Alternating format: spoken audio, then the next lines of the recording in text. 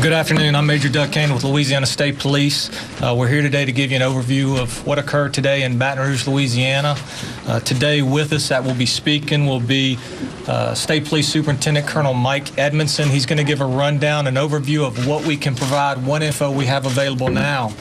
Following the Colonel will be East Baton Rouge Parish Sheriff Sid Gautreaux to speak to his deputies that were lost today, followed by Baton Rouge Police Chief Carl Dabadie, who will speak to his officers that we lost today, followed by U.S. Attorney Walt Green, who will give a comment on the federal perspective, followed by remarks by Baton Rouge Mayor Kip Holden and our Governor John Bell Edwards. We will not be taking questions at the end. We're going to provide you everything that we know up to this point. So the briefing will conclude with Governor Edwards' remarks. Thank you. First of all, thank you all for being here. I'm Colonel Mike Edmondson, Superintendent of Louisiana State Police. First of all, let me tell you something. We're getting phone calls from around the nation, around the world. We want and need your prayers. Baton Rouge is in need of those prayers right now, so we thank you for those, and we want you to know that we appreciate every single one of them going on at the time.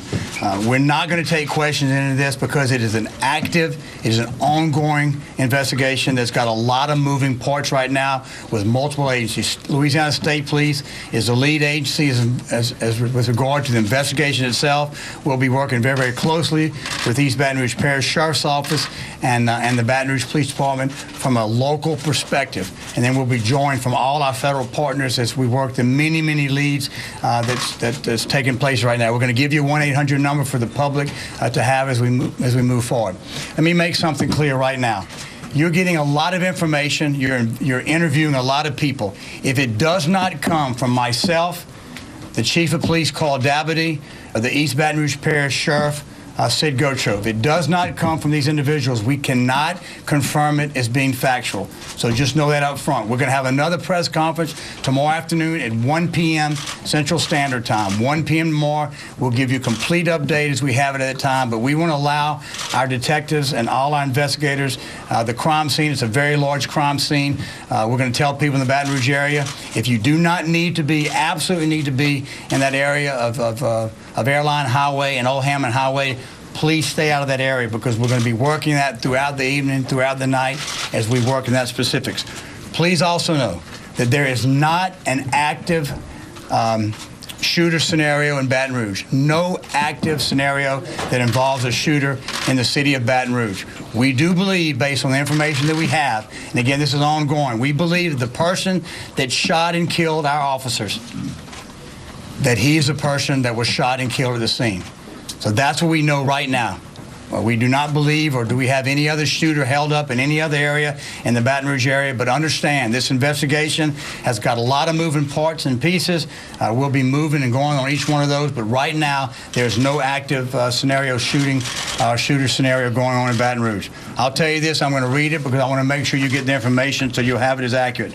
Today at approximately 8:40 a.m., several Louisiana law enforcement officers were shot near Airline Highway and Old Hammond Highway. A call came into Central Dispatch of the Baton Rouge City Police Department saying that there was a guy carrying a weapon, carrying a rifle, walking in that particular area at Airline and Goodwood. That was the information that came into us. Multiple officers were transported to local hospitals for treatment. I will tell you that 3 officers have died from injuries, 2 from the Baton Rouge Police Department, and 1 from the East Baton Rouge Parish Sheriff's Office. 1 East Baton Rouge Parish Sheriff's deputy is in critical condition, just got out of surgery a short time ago. The sheriff and the chief are going to speak on those. 2 additional officers suffered non-life-threatening wounds. They are in stable condition at the hospital now. At approximately 8:40 a.m., Baton Rouge PD officers at the convenience store observed the individual. He was wearing all black, standing behind a beauty supply store, holding a rifle. At approximately 8:42 a.m., reports received of shots fired. At approximately 8:44 a.m., reports received of officers down on the scene. At 8:45, reports received of more shots being fired. At 8:46 a.m., reports were received of the suspect, again, that was wearing all black, standing near a car wash located right next to the convenience store. At 8:48, our emergency EMS unit started arriving at the scene. They were staging so they could start approaching and getting the bodies that were at the scene to render first aid. Officers engaged the subject at that particular time, and he ultimately died at the scene. That was officers that were responding to the scene itself. State police and multiple agencies responded to the scene in an attempt to secure the area and identify possible potential suspects and further threats in the area. We in law enforcement ask the public, look, stay vigilant. We want you that if you see something that is suspicious, and you know what's suspicious and out of the ordinary in your particular area, call your local police department. You know that number, call that particular number. If you need one from us, and we ask that if you see suspicious activity and you don't contact your local police department, call the following number. It is 1-800-CALL-FBI. 1-800-CALL-FBI. 1-800-225-5324. 1-800-225-5324. 1-800-CALL-FBI. Again, we do not have an active shooter scenario in the city of Baton Rouge. We are working the investigation. It's going to take us in multiple directions. A lot of leads out there we're following on. You can help us as a public. If you see something out of the ordinary, please call us. And again, we'll have a 1 p.m. press conference tomorrow afternoon, and we'll completely update you on anything that's going on with this. Sure. Thank you, Colonel. As the Colonel has just stated, we've had 6 officers that were shot today in East Baton Rouge Parish, 3 of which are Baton Rouge City police officers, 2 of which are deceased. 1 is still alive, and Chief Dabadie will speak to those individuals in a minute. We've had 3 East Baton Rouge Parish Sheriff's deputies that were shot. 1 is deceased, 45-year-old. 1 is in critical condition, fighting for his life as we speak, 41-year-old. And 1 had non-life-threatening injuries. He's in surgery now. He's 51-year-old. Each one of these individuals married. Each one of these individuals have family. We're grieving as a law enforcement community. We're grieving for each other. We're grieving for our loss, and we're grieving for our families. And we ask for your prayers. Not only for us, like I say, for the deputies, but the families and the co-workers. As law enforcement, we are a family, and we stand here together, as you can see. But our number 1 priority is the safety of our community, the safety of the people that live here, the safety of law enforcement. We've activated the Louisiana Sheriff's Association Task Force, and as you can see behind me, several of my fellow sheriffs are here. And we want to assure you that we are having a coordinated effort that is going forward to ensure that we continue to provide the services necessary to protect the citizens of this parish. With God's help, we will get through this. To me, this is not so much about gun control as it is about what's in men's hearts. And until we come together as a nation, as a people, to heal as a people, if we don't do that and this madness continues, we will surely perish as a people. So I would just ask for your prayers and your support for all of the families of those that are involved here today, and continue to pray for this parish, this city, this state, and this nation.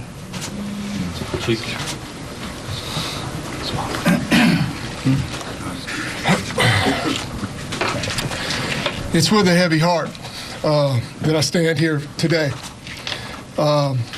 As the others have said, we've had 6 officers shot today. 3 of those officers would be RPD officers.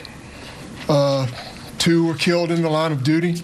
1 is 41 years old and has just under a year of service. The other is 32 years old with 10 years of service. Our 1 non-life-threatening injury officer was 41 years old, and he has 9 years of service. We would ask that for prayers from this community for our officers, for our families, for the families that have been affected by today's senseless shootings that went on this morning. Prayers for all law enforcement, not just BRPD, but for all of us. As the sheriff and the colonel has said, we stand united, and this is a united front. Make no mistake about that. This is very united. Public safety remains our priority, and we will continue to do our job in the light of what's happened. We have several agencies from outside that are coming in to lend support and help. Our officers have been depleted for the last 12, 14 days. So there's other agencies who are coming in to help us and back us up. And that is for this community's safety. As the sheriff said, we've activated the Sheriff's Task Force, and it is a coordinated effort going forward. We'll get through this as a family. We'll get through this as a community, but I want all of the BRPD officers to know that I support you. Every single one of them, I stand with you, I stand beside you, and we are going to get through this, and we're going to get through this together. This is not going to tarnish this city or this department. We're going to move forward. Thank you.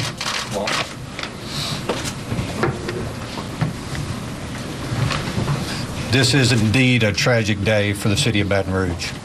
On behalf of the Attorney General of the United States and myself, I want to offer my condolences to the family as well as the officers that were involved in this shooting.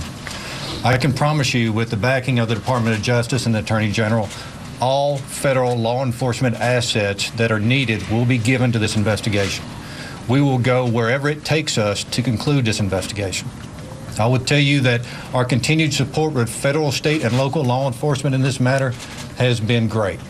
We have agents from the ATF, the FBI, as well as the United States Marshal Service, as well as people in my office currently assisting with the investigation, and we will continue to do so until justice is served. Thank you. Mayor.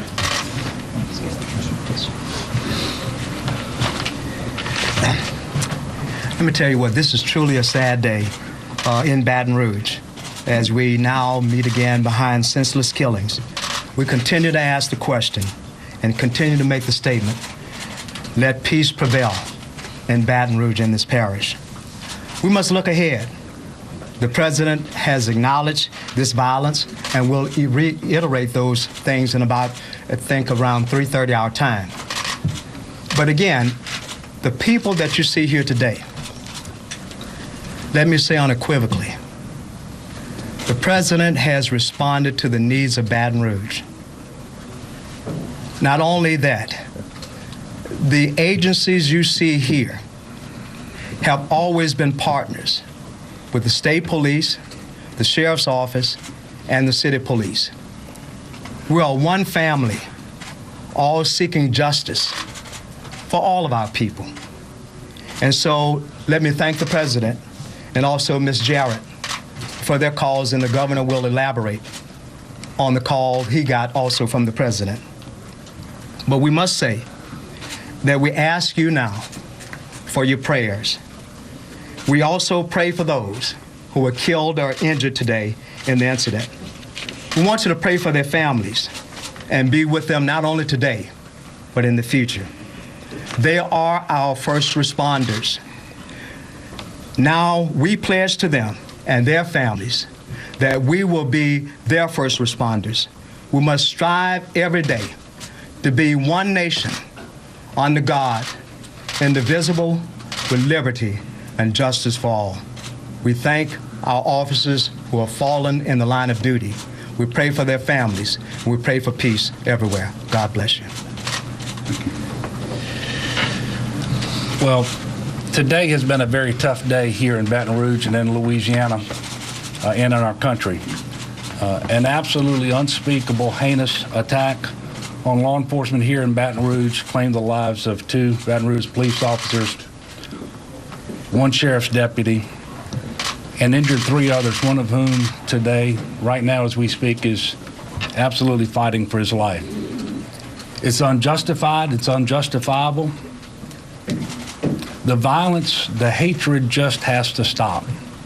And it's at times like this I wish the command of the English language that I have were more adequate to the task to convey the full range of emotions that I am feeling and to express them on behalf of the state of Louisiana. Earlier today, I, along with Mayor Holden and the law enforcement community here, gathered with the family members of the victims at the hospital. And when I tell you unspeakable tragedy, it's unspeakable. That these men, risking their lives to protect and serve this community, were taken out the way that they were.